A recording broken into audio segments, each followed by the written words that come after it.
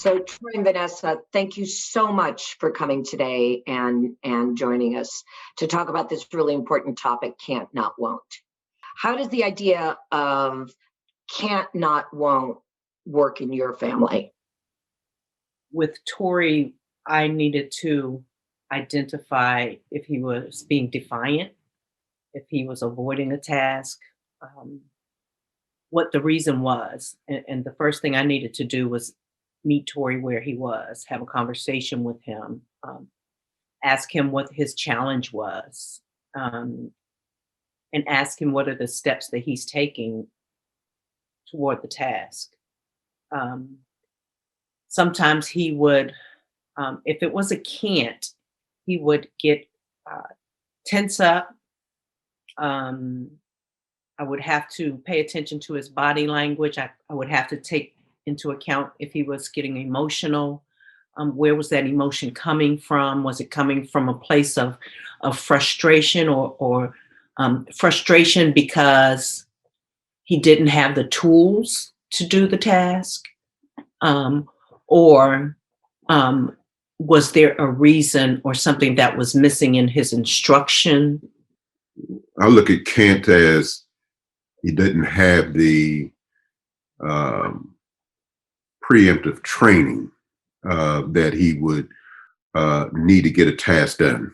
So um, stacking instruction, giving him multiple tasks to do, and thinking that from A to B. What I need you to take the all the trash cans, empty all the trash cans, get the take that all outside, and take the big trash can out front. All right. Um, certain circumstances, you would think that was pretty easy to do, but because he may get distracted from task one and task two, um, uh, I had to revisit and consistently redirect him to stay on task. Yes, he's our kid. He wants to do it. He doesn't object to taking out the trash, but he's not utilizing the tools that we give him. So I know I find myself sometimes having to change tools. Can you make a reminder on your phone? Can you have something pop up? And of course, he's 18 now and he doesn't want to be reminded by us. And we don't want to remind him, can you remember? It's not that he won't do it. He can't remember that he needs to set up these reminders. And even if he set them up, are they effective?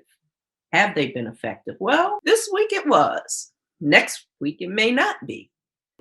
Did you find that shifting your thinking from won't to can't actually increased his ability to do things and his ability to be compliant? I'm a stringent mom. I like things orderly. I like do what I say, and do it the way I said it. And if I have to ask you 3 times, the third time there's going to be a problem. I had to learn through you all that my thinking that he is being non-compliant or not doing what his mother told him had to change, because I found out that my way of mothering him was not nurturing him or opening him up to be the child who wanted to do what I asked him to do. My way just wasn't working. And when I learned, and I had to be taught this, because I wasn't raised that way. I had to be taught to get down on my child's level and to put my thoughts, the thought of, you're a mother, but you're being a bully. So when I learned to cooperate with him and to tone it down like 80%, okay, 90. We had a back and forth conversation. We were able to, and it wasn't immediate, we were able to discuss how he could better work with me and we could work together. And that wasn't easy for me as a parent because I wasn't brought up like that. And I found myself having to teach myself that I am not my parents. You know, I don't have to be that mother to my child. And when that started happening, I saw him wanting to please little bits at a time. And I really found out that he couldn't do what I asked him to do. For instance, he could not follow multi-step instructions. But it wasn't until I toned my rhetoric down that I was able to see my child struggling. So, what advice do you have for parents of children who are stuck or overwhelmed? You must have patience and be tolerable. No one way is right. No one way is wrong. What may work for one child may not work for your child.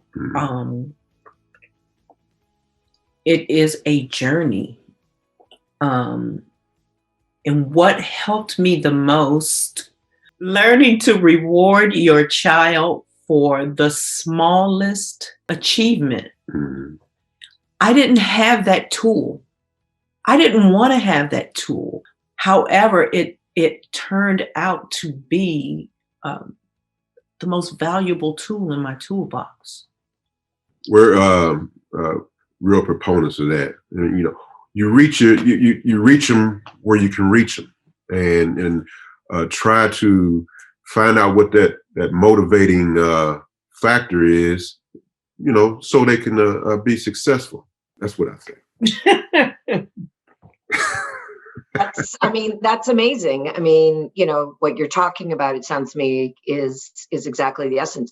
You have to catch them being good on the small things, because the small things add up. Yeah.